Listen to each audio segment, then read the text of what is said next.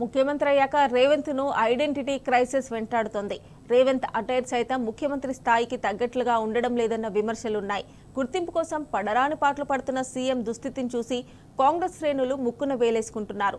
Davos నుంచి భారీ పెట్టుబడులతో వస్తున్నాను, బాబ్బాబ్బా స్వాగతం పలకండి అంటూ వేడుకోవడంపై కాంగ్రెస్ నేతలే విస్మయం వ్యక్తం చేస్తున్నారు.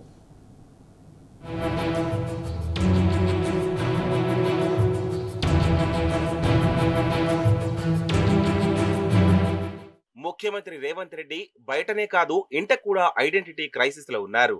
బాబు దావోస్ నుంచి భారీ పెట్టుబడులతో నేనొచ్చేస్తున్నాను, దయచేసి నన్ను రిసీవ్ చేసుకోవడానికి రండి, అంతా వచ్చి నాకు ఘన స్వాగతం పలకండి ప్లీజ్ అని తన స్వదేశీ ఆగమనాన్ని పురస్కరించుకొని ముఖ్యమంత్రి రేవంత్ రెడ్డి మంత్రులు సొంత పార్టీ ఎమ్మెల్యేలను తెగ బతిమాలుతున్నారట. సీఎం కు స్వాగతం చెప్పడానికి శంషాబాద్ ఎయిర్పోర్టుకు వస్తే మిమ్మల్ని నేరుగా లోపలికి తీసుకెళ్లే బాధ్యత నాదని ప్రభుత్వ ప్రోటోకాల్ సలహాదారు సైతం ఆ బాధ్యత నెత్తి మీద వేసుకున్నారట. అంతా బాగానే ఉంది, కానీ ఈ పిలుపు, ఆ అరేంజ్మెంట్ రెండు అత్యంత కృత్రిమంగా ఉన్నాయన్నది పార్టీ శ్రేణుల్లో ఉన్న గుసగుస. దీని భావమేమి తిరుమలేసా అన్నట్లు దావోస్ లో సీఎం సాధించింది శూన్యం అనడానికి ఇది సంకేతమా, లేక ఆయన ఎంత పొడిచినా గుర్తించడానికి సొంత పార్టీ గణమే ససేమిరా అంటోందనడానికి ఆధారమా అన్న టాక్ నడుస్తోంది.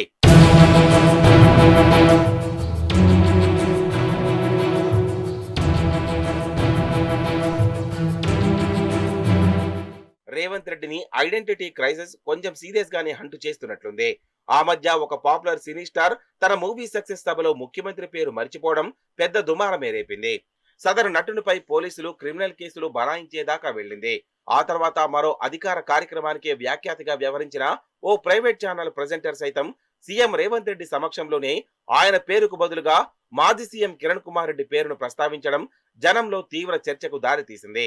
ఈ వరుస పరిణామాల నేపథ్యంలో రేవంత్ రెడ్డి ఆహార్యమే సీఎం స్టేచర్ కు తగ్గట్టుగా లేదన్న వాదనకు తెరలేచింది.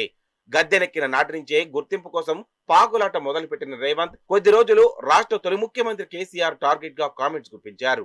తెలంగాణ సమాజానికి పెద్దగా, ప్రతిపక్ష నేతగా కేసీఆర్ శాసనసభ సమావేశాలకు రావాలంటూ పిలుపునిచ్చారు.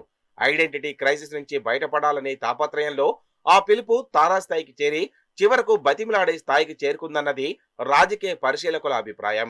అదెక్కడి దాకా వెళ్ళిందంటే అడపాదడప అన్నట్లు కాకుండా తన గుర్తింపులేమి జ్ఞప్తికి వచ్చినప్పుడల్లా సీఎం రేవంత్ రెడ్డి తొలి ముఖ్యమంత్రి కేసీఆర్ పేరును జపించడం పరిపాటైందన్న కాడికి వచ్చింది.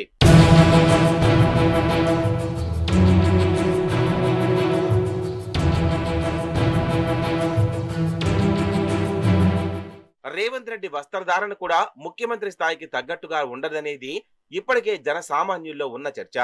అధికారిక కార్యక్రమాల్లో ఆయన టీషర్టులతో దర్శనమివ్వడం, ఇంట్లో అధికారులతో జరిపే సమీక్షలో సైతం పైజామా అటైర్లో పాల్గొనడం విమర్శలకు తావిస్తున్న విషయం తెలిసిందే. అంతేందుకు నిన్నటి వరకు దావోస్ లో జరిగిన వరల్డ్ ఎకనామిక్ ఫోరం సమ్మిట్ లో కూడా ఆయన డ్రెస్సింగ్ స్టైల్లో వివాదాస్పదంగానే ఉంది. అధికారానికి, హోదాకు చిహ్నంగా ఉండే ఎగ్జిక్యూటివ్ సూట్లు ధరించకుండా రేవంత్ రెడ్డి నలుపు రంగులో ఉండే క్యాజువల్ వేర్ లో కనిపించడం విడ్డూరంగా ఉందన్న విసురులకు దారితీసింది. అంతర్జాతీయ వేదికపై రాష్ట్రం పరువు తీసేలా, ముఖ్యమంత్రి గౌరవానికి భంగం కలిగేలా రేవంత్ దుస్తులు ఉండడం తీవ్ర విమర్శలకు దారితీస్తోంది. అనేక సందర్భాల్లో రేవంత్ రెడ్డి హావభావాలు కూడా ముఖ్యమంత్రి స్థాయికి తగ్గట్టుగా ఉండడం లేదన్న అపవాదం ఉంది. ఇక కిందటేడు ఒక ప్రైవేట్ ఛానల్ కు ఇచ్చిన ఇంటర్వ్యూలో న్యూక్లియర్ చైన్ రియాక్షన్ అని సందర్భంగా ప్రస్తావించి ఆయన తన అవగాహన రాహిత్యాన్ని స్వయంగా బహిరంగ పరుచుకున్నారన్న అపఖ్యాతిని మూటగట్టుకున్నారు.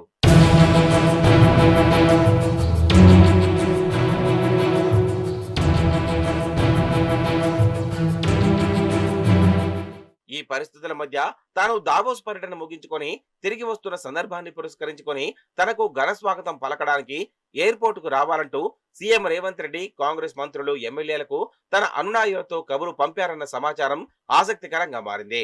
ఒక సాధారణ వ్యక్తి విదేశాలకు వెళ్లి తిరిగి వస్తేనే స్వదేశీ ఆగమనమని ఊదరగొడుతూ ఫ్లక్కడులతో ఎయిర్పోర్టుకు వెళ్లే సంస్కృతి ఉన్న ప్రస్తుత జమానాలో అధికార పీఠంపై ఉన్నత పదవిలో ఉన్న ఒక వ్యక్తి పెద్ద బిజినెస్ కార్యంపై విదేశాలకు వెళ్లి తిరిగి వస్తే స్పందన కరువవడం ఏమిటన్న సందేహాలు తలెత్తుతున్నాయి.